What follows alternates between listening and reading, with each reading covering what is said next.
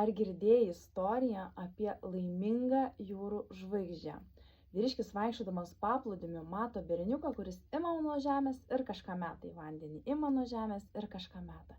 Ir nuėjo pasižiūrėti, ką jis ten daro ir klausia, ką tu čia darai. Berniukas sako, aš renku jūrų žvaigždės ir metu į vandenį, tam, kad jos čia neišdžiūtų ir nenumirtų. Aš jas gelbėjau. Vyriškis pasižiūrėjo aplinkui tūkstančiai tų jūrų žvaigždžių ir sako berniukui, matai, tavo darbas yra beprasmis, tu vis tiek jų visų neišgelbėsi, nes tai yra neįmanoma.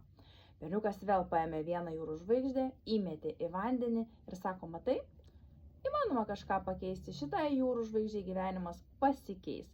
Taip, kad ir tu nesistenk dėl tų, kuriems nereikia pagalbos, nesijaudink, jeigu jie nenori jos iš tavęs, jeigu jiems neįdomu, ką tu siūlai, jeigu jiems neįdomu, ką tu nori padėti, padėk tiems žmonėms, kuriems svarbus tavo darbas ir tavo pagalba.